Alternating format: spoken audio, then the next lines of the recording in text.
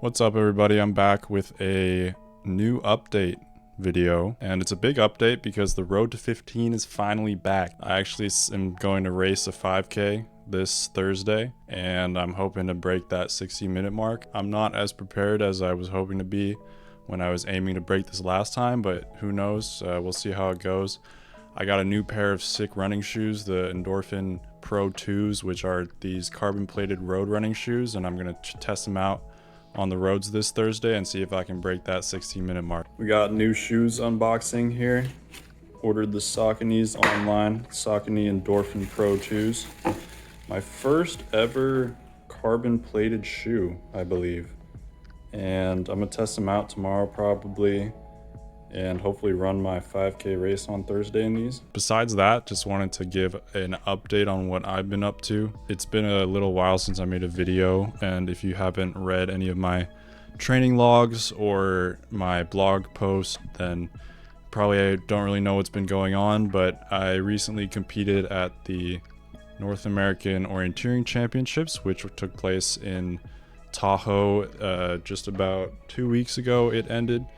And yeah, that was an exciting time to have everyone come together and race at a really high level. It's nice to see so many competitors that were very competitive during those races that weekend. Unfortunately, that meant pretty poor performances on my part. I feel like I was not the most prepared going into these races, especially the fact that I haven't really been doing much orienteering training in the recent year or even 2 years.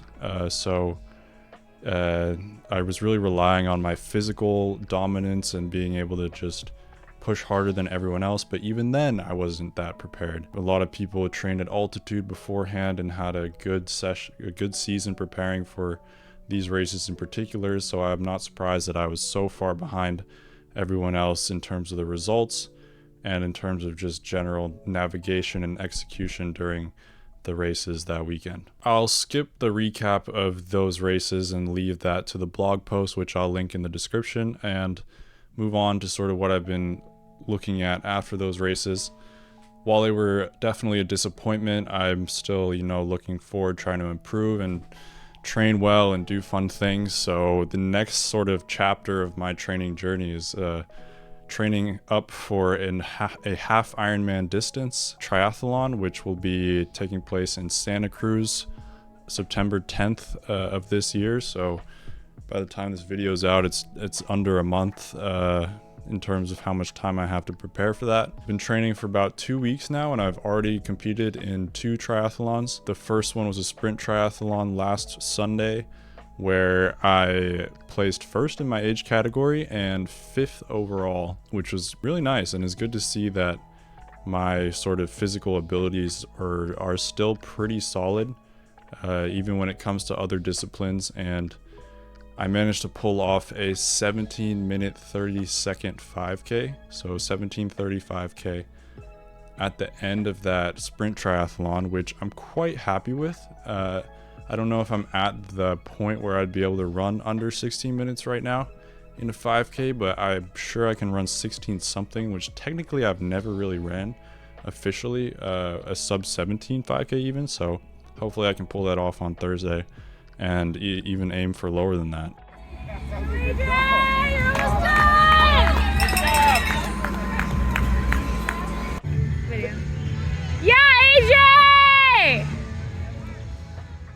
The last triathlon I just competed in yesterday. All right, setting the alarm for 4:45 a.m. Let's get that going. All right, there we go. Was really fun because I went together with my friend Daniel, who's a bit younger than me, but he's really into doing triathlons and he's really good at it. He came second in that race overall. And I have to explain this because this was a bit crazy, but the triathlon distance was an Olympic distance, which is twice as long as a sprint. The Olympic distance is typically like a 1,500 meter swim, I believe 50K-ish on the bike, or no, 40K on the bike, and a 10K run. But I decided to make it a little spicy by, first of all, not swimming very well. So the swim course was supposed to be a mile long in this triathlon because it's like imperial units or whatever. They ended up making the course a little longer than that. It's probably like 1,700 meters. And because I'm so bad at swimming open water, I was zigzagging around and probably went something like 1,800 meters in the water, which took me 33 minutes. And that was actually not the worst part of the race, even though I'm not a good swimmer. The bike is where everything went downhill, literally and figuratively, because I decided, or I didn't decide. During the ride, I made a wrong turn. I'm starting to see a common theme with me and getting lost on races here, so I should probably do something about preparing beforehand in terms of understanding where I'm going on the course.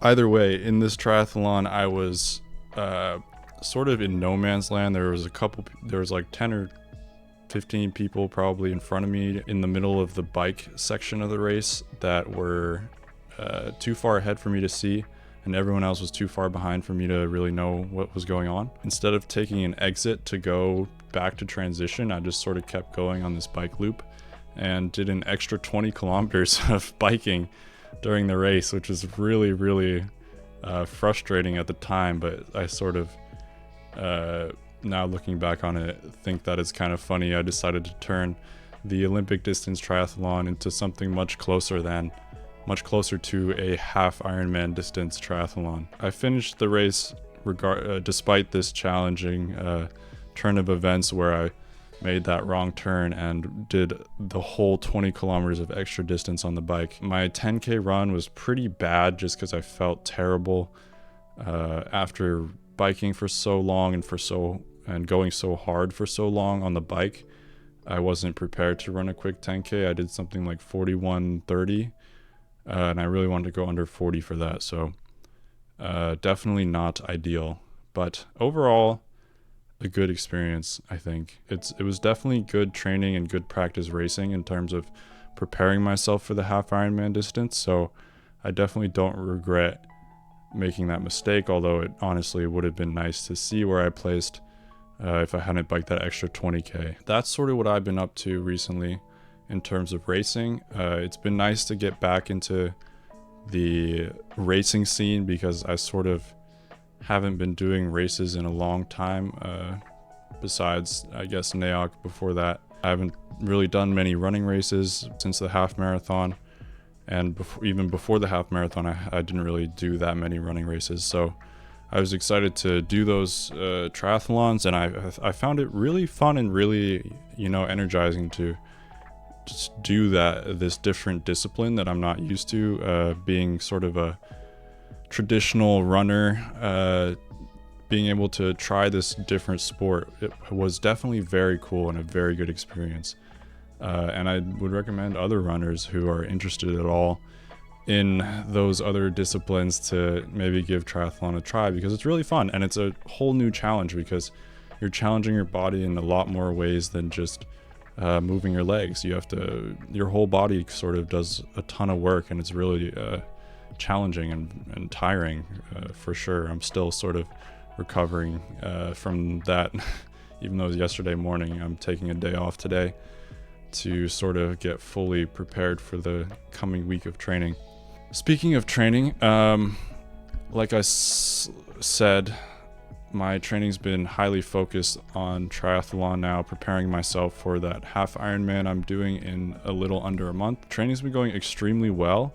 My focus has really been on increasing the volume slowly, but I don't know how I'd put this. I was going to say slowly but aggressively, which those two adjectives or adverbs don't really go together very well. I'm increasing the volume quite a bit, but not to a point where I feel like I'm risking injury.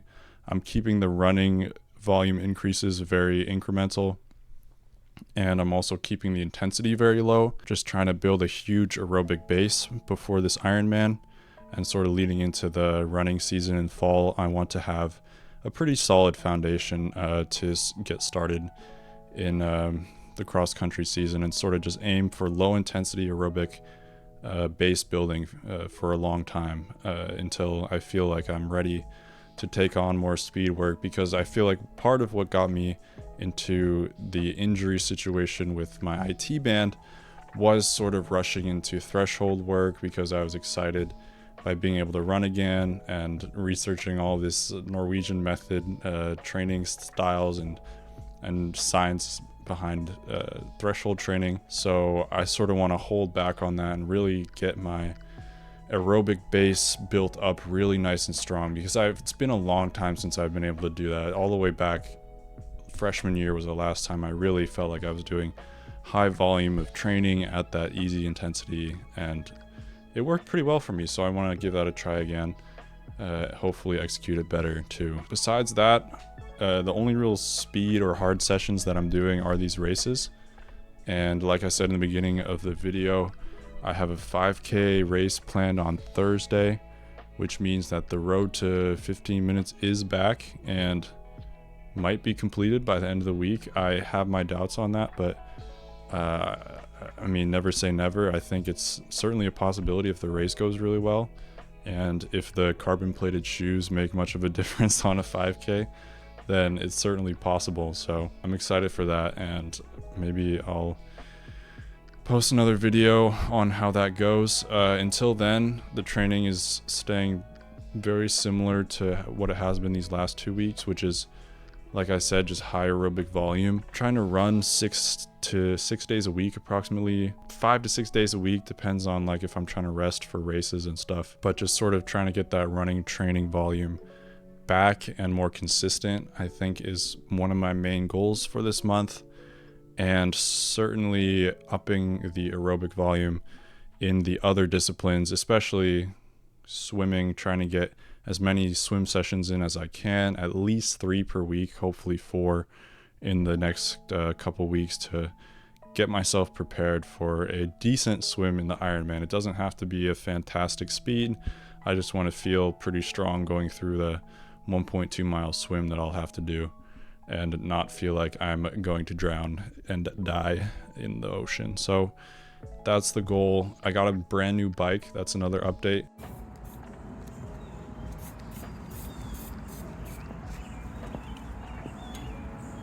I've been riding it and it's super fun. It's part of the reason I'm fast on these triathlons.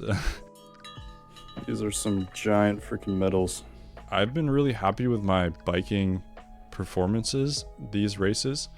Just yesterday at the triathlon, I looked at where my time was at the point at which the rest of the riders were returning to transition, and I was only about 3 to 4 minutes back on an hour-long ride from the top guys in the race, who are pretty good riders. And I don't even have a triathlon bike or a time trial bike, so I feel like I could even improve on that a little bit just from improving